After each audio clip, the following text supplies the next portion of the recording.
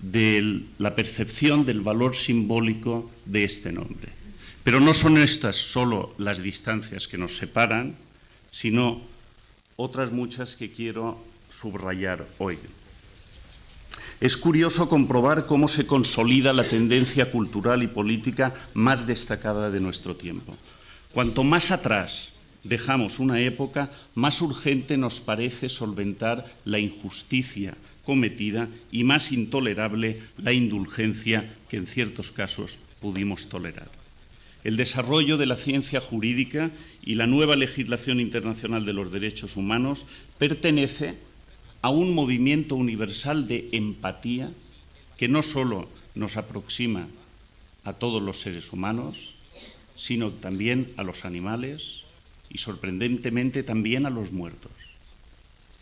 Cuando contemplamos el modo en que la generación de nuestros padres olvidaba lo que no quería recordar, el Holocausto, la Guerra de Argelia, la deportación de huérfanos ingleses a Australia, cuando constatamos la frialdad con que se sobornaba al amargo complejo de culpa, más asombroso nos resulta el ímpetu de nuestra época.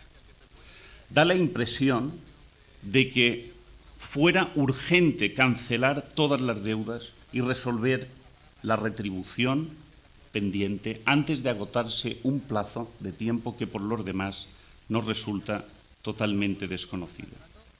La historia de los agravios es una historia interminable y la huella de los españoles en América una corriente literaria inevitablemente barroca. Pues lo que no puede ser dicho quiere ser contado y lo que ha sido olvidado quiere ser proclamado y lo que pasó desapercibido reclama ahora ser ensalzado y lo que fue despreciado espera ser finalmente admirado. Ha llegado, pues, la hora de saberlo todo, absolutamente todo, la hora de decir lo que preferiría no ser dicho y de contar lo que no podía ser contado. Y esta es la hora de la gran interrogación. Y la concelebración de los bicentenarios parece una buena oportunidad para recordar la verdad de las cosas que pasaron cuando ninguno de nosotros estaba aquí. Lo primero que debemos constatar es que la insurrección americana coincide con el comienzo de la Guerra Civil Española. Unos tuvieron el siglo de las luces y nosotros el larguísimo siglo de las balas. Desde 1808 hasta hace muy poco, como quien dice, no hemos hecho otra cosa.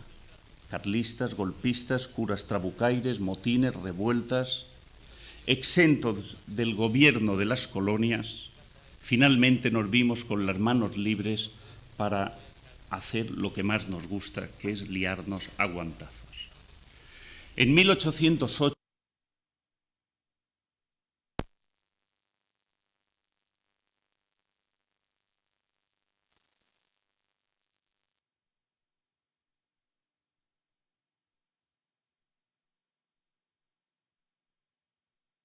como una hazaña épica, nacional y, como ustedes saben, constantemente festejada.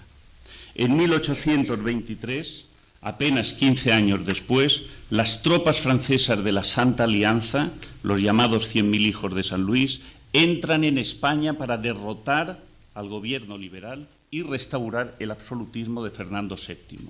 Nadie lo recuerda, salvo los historiadores, obviamente. En estos dos episodios queda resumido el sentido de nuestra pugna histórica, el arraigo popular de la reacción antimoderna y la airada hostilidad antiliberal. Los patriotas en España no se levantan contra las tropas extranjeras, sino contra su equipaje. El pueblo español rechaza las ideas de la Ilustración y se reconforta con las ideas del absolutismo. Agitados por la desconocida fuerza que nos perturba, azuzados por el insaciable enojo con nosotros mismos, airados y furiosos a causa del perpetuo pleito español, nada sabemos hacer mejor: perpetuar el conflicto que nos enemista con la edad de la razón. Y ahí está América para recordarnos quiénes somos, o mejor aún, para recordarnos, como uno de esos espejos enterrados que se han citado, para recordarnos quiénes no hemos conseguido ser. La crónica de los excesos cometidos en América puede leerse como el inventario de un pasado extinguido, o como una deuda siempre a punto de cancelarse, o como la causa de un discurso carente de mejores causas. La literatura organiza el proteico yo americano de nosotros los españoles y relata la efervescente dispersión con que todo sucede en ese siglo sin tiempo que es la torturada ansiedad española. Bartolomé de las Casas y la Inquisición, Bolívar y Miranda, el cura Hidalgo y los cristeros, Fidel Castro y Allende, los sandinistas y los zapatistas, los guerrilleros y los torturadores, Evo, Chávez y Calderón, la coca y los narcos, Santa Evita y la Virgen de Guadalupe, la plata de Potosí y el oro del Dorado. Todo esto reverbera en nuestra conciencia como el testimonio de lo que no supimos hacer en América, como el testimonio de nuestro fracaso en América. Sea cual sea el motivo de agravio que un rencoroso pudiera llegar a tener contra España, tiene que saber ahora que no es nada comparado con el más noble de los reproches, el más justo, el más severo, el único reproche cuya verdadera razón permanece inalterable. Lo que merece ser reprochado a España no es lo que España hizo en América, sino precisamente lo que España no supo hacer en América. ¿Y qué terrible afrenta es esta que hoy vale la pena recordar?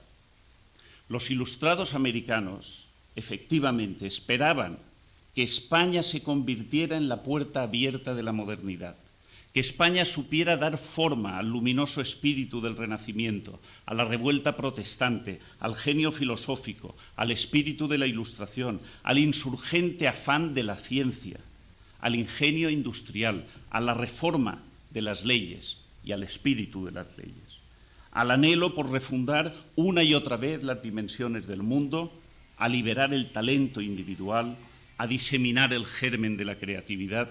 América esperaba que España consumara los episodios de una historia decisiva para afrontar el futuro que a todos nos esperaba. Los ilustrados americanos, efectivamente, esperaban que de las Cortes de Cádiz brotara esa potencia fundadora que nos había hablado a través de Tomás Moro, de Erasmo, de Descartes, de Spinoza, de Diderot, de Voltaire, de Kant.